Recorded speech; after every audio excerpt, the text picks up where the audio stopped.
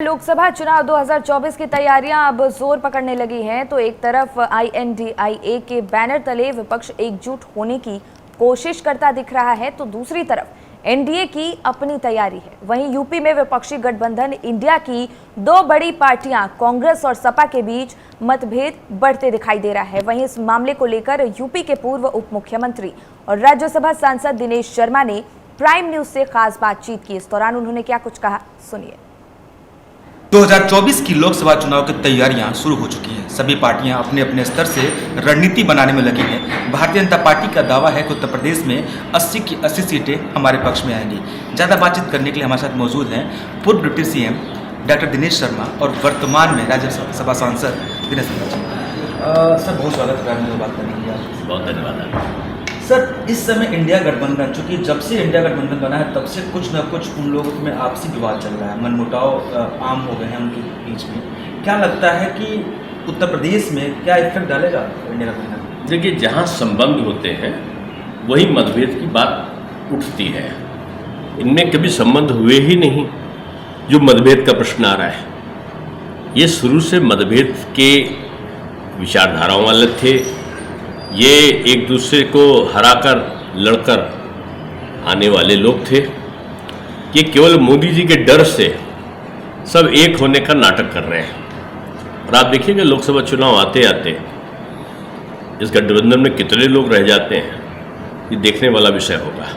मैं इतना ही कह सकता हूँ कि बीजेपी अपने बल पे और अपने सहयोगियों के बल पे 80 की 80 सीटें उत्तर प्रदेश में जीतेगी और तीसरी बार मोदी जी पहले से ज़्यादा बड़े बहुमत से प्रधानमंत्री बनेंगे। सर, 2-3 चीज़ें ऐसी हैं जो बयां करती हैं इनके बीच मनमुटाव की, जैसे कि मध्य प्रदेश के चुनाव में जिस सीट पे कांग्रेस ने अपने प्रत्याशी खड़े किए थे वहीं समाजवादी पार्टी के प्रत्याशी खड़े हो गए। और दूसरी चीज़ देखी जाए तो उत्तर प्रदेश में समाजवादी पार्टी 62 सीटों का डिमांड कर रही है गठबंधन के लिए, वहीं कांग्रेस 45 सीटों पर मांग कर रही है।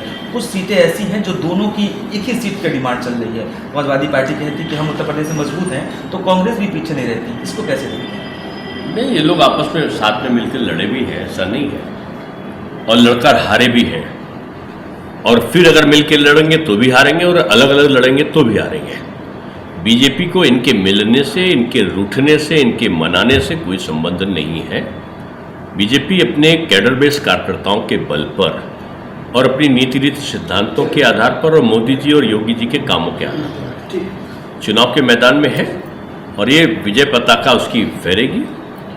सर देखिए, अखिलेश यादव ने बड़ी पसंदीदा अपने प्रचार प्रसार वाले एक बैन बनाई थी, गाड़ी बनाई थी, जिसको उन्होंने केरल में भेजे थे चुनाव करने के प्रचार प्रसार, और उसकी मील लड़ाई कांग्रेस से है। ये महत्वपूर्ण बात हो जाती है।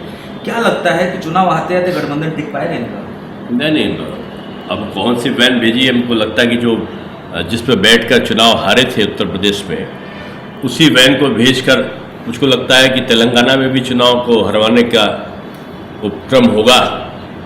वहाँ कांग्रेस और ये दोनों आपस में लड़ रहे हैं, केसीआर और बीजेपी अपने बल पर वहाँ सरकार बनाने की स्थिति में पहुँच गई है। अब देखते जाओ, अभी लोकसभा के चुनाव आते आते इन विधानसभा चुनावों की स्थिति बिल्कुल परिवर्तित दिखाई पड़ेगी। सर, देखा जाए अखिलेश यादव इस समय पहुँचने दे रही है, दुबे परिवार और यादव परिवार से मुलाकात कर रहे हैं।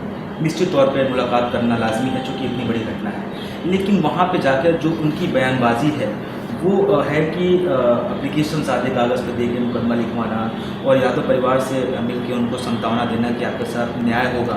तो क्या लगता है कि वो प्रश्न उठा रहा है कि जो दुबे परिवार से आपने गिरफ्तारी की, उनके हत्या के मामले में गिरफ्तारी यादव परिवार की, तो इससे क्या फैक्टर लगता है? देखिए, जो भी दोषी है कहीं भी, उत्तर प्रदेश की किसी भी घटना में कोई दोषी है तो निश्चित रूप में वो दंड का पात्र बनेगा। ये सहयोगी सरकार का स्पष्ट संदेश है। घटना दुर्भाग्यपूर्ण है, नहीं होनी चाहिए थी। एक भी मृत्यु क्या एक भी व्यक्ति को चोट नहीं आनी चाहिए थी। घटना घटी है। राजनीतिज्ञों को इससे बचकर और खासतौर से बयानबाजी से बचना चाहिए। अंतिम क्वेश्चन लेंगे सर आपसे। हमेशा से चर्चा में रहे हैं सोमेश्वर मौर्य अपने बयान को लेकर, हमेशा से टिप्पणी उनकी चर्चा का विषय बनी रही है। एक बार फिर से जिन्ना और हिंदू महासभा को लेकर उन्होंने चर्चा जारी की है, बयानबाजी की है। कैसे देखें इसको? नहीं, ये गठबंधन का नए प्रयोग है, नौ प्रयोग है गठबंधन का। और ये गठबंधन कभी उदयनिधि मारन से कांग्रेस बयान दिलाती है सनातन को समाप्त करने का, कभी सनातन को, रामचरितमानस को, हिंदू समाज को अपमानित और उद्वेलित करने के लिए समाजवादी पार्टी के माध्यम से कांग्रेस बयान दिलाती है।